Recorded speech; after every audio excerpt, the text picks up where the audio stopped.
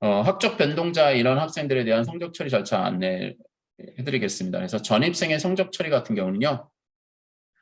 전출교에 성적하고 수행평가 영역별 성적이 등록되어 있으면 학업 성적 우리 학교 그러니까 전입교의 학업 성적 관리 규정에 따라서 전출교의 성적 인정 여부를 정하시면 되고요. 1차 지필평가 이후에 전입을 왔다.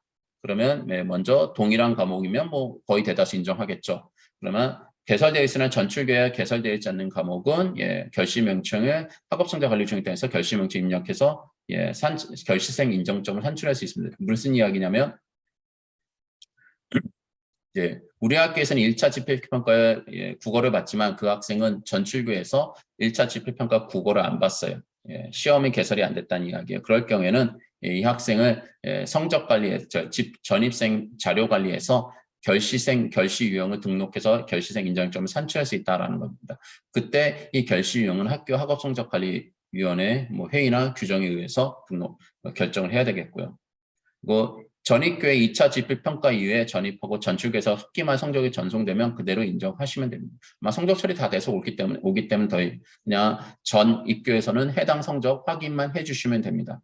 다만 이럴 경우에 학기말 우리 전출교에서 학기말 성적이 다 산출이 됐고 우리 학교는 좀 일정상 학기말 성적 처리가 좀 늦어져요. 그럴 때는 이 전입생을 반드시 성적 산출 학생 대상에 포함하면 안 된다라는 겁니다. 미인정 결시자 인정점을 우리가 내부 결제를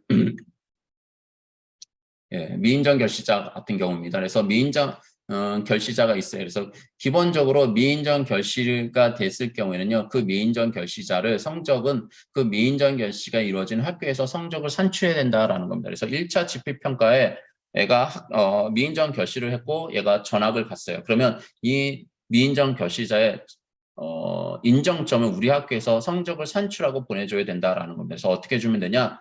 먼저 미인정 결시자는 자동으로 성적이 산출이 안 되기 때문에 학교에서 수기로 아마 산출해야 될 거예요. 그래서 그거에 대한 내부 결제를 받으신 다음에 전출할 때 학적 전출 관리에 전출자를 전송해서 유의사항란에 미인정 결시 과목과 인정점 입력 후 여기 입력을 하고 난 다음에 송부를 해주시면 돼요. 근데 만약에 자퇴나 휴학을 할 경우는 어떻게 해주면 되냐? 제적관리에서 요 메뉴의 제적관리에서 비고란에 미인정 결시 과목하고 인정점 입력 후 학적 반영을 해주시면 됩니다. 전입교에서는 전입자료 관리에서 지필평가 성적관리에서 미인정 결시 과목의 인정점 전입교 기준 동일 과목으로 간주한 과목에 한해서입니다.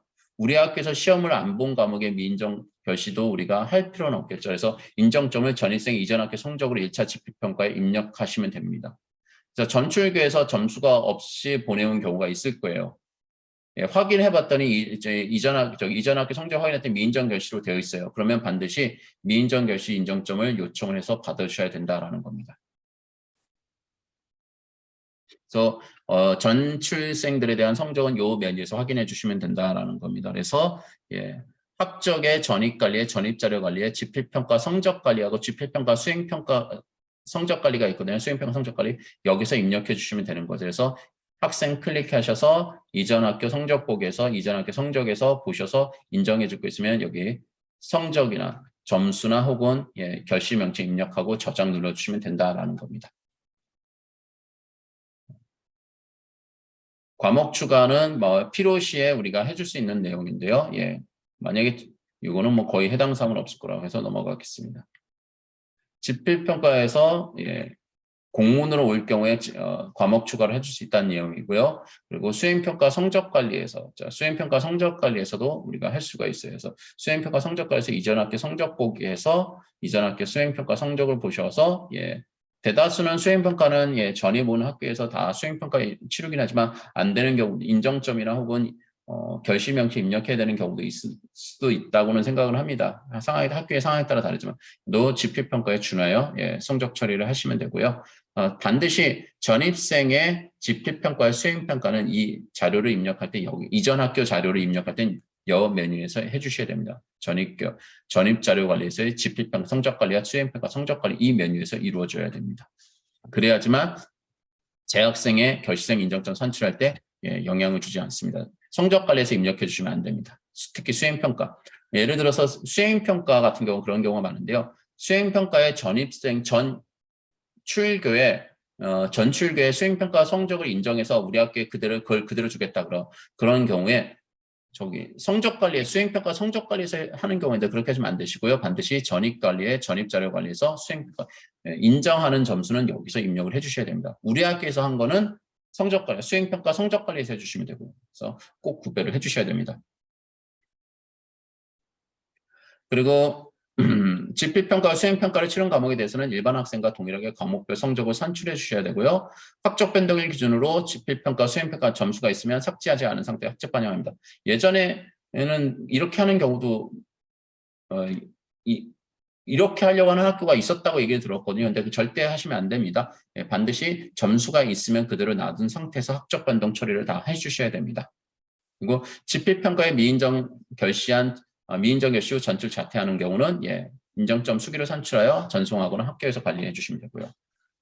2차 지필평가 이후에 학적 변동이 발생했으면 학기만 성적 처리할 때 다 학생들을 포함해서 성적 산출해 주셔야 됩니다. 2차 지필평가 치르고 나서 학적 변동이 발생하니까 얘네들은 학기만 성적 산출 대상으로 생각하시면 됩니다. 그리고 직업과정 그러니까 위탁 학생들 같은 경우는 아까 화면에서 보여드렸다시피 타학교 자료 가져오기 하여 위탁 기관의 자료를 반영해 주시고요. 만약에 타학교 자료 가져오기가 안 된다 그러면 과목 추가하여 성적을 등록하면 되는데 이 과정은 3세대 나이스하고 거의 유사하다 보시면 됩니다. 그래서 위탁 기관에서 학기말 성적을 산출하지 않을 경우에는 반드시 우리 본교에서 지필평가에 응시해야 됩니다.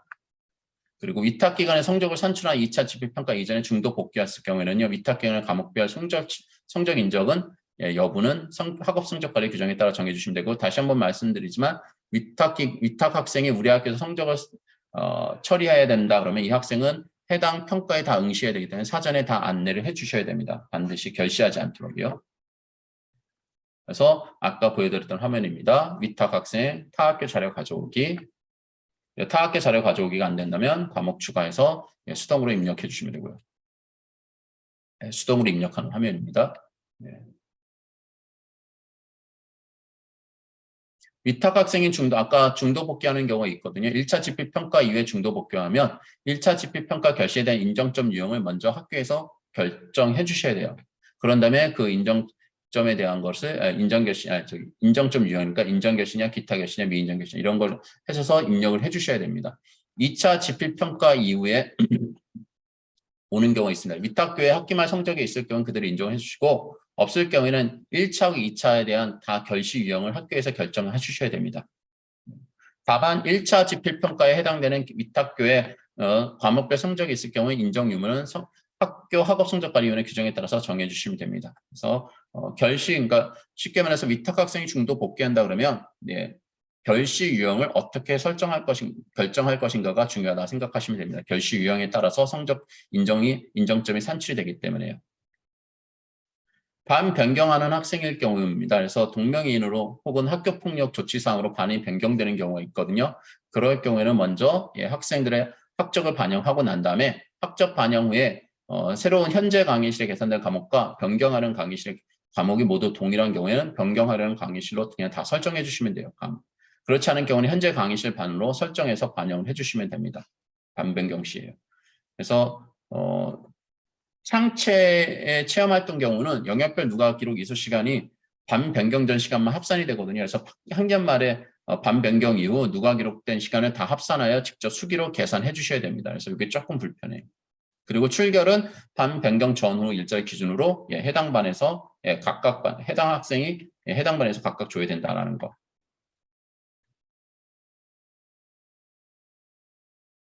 근데 만약에 이제 반 변경을 할 때 개설 과목이 다른 경우들이 있습니다. 그렇지 않은 경우 이제 개설 과목이 차이로 좀 문제가 나타나는 경우가 있거든요. 그래서 변경정의 강의실에 개설된 과목이 변경에 개설되지 않은 과목일 경우에는 1차 지필평가 성적이 입력되어 있는 상태에서 반 변경을 수행하시고 그다음에 1차 지필평가 이후 동일 과목으로 강의실이 변경된 경우에 해당 학생은 조회가 돼요. 그래서 동일 과목으로 강의실이 변경되는 경우는 조회가 되는데 뭐 그럴 때는 나 이게 있는 게 좀 이상하다 그럴 경우에는요. 그냥 상신 취소하시고 다시 마감하면 학생이 변경된 상태로 성적 이런 평균들이 수정이 됩니다. 반평균이요. 1차 집필평가 이후에 새로 수강하는 과목 같은 경우는요.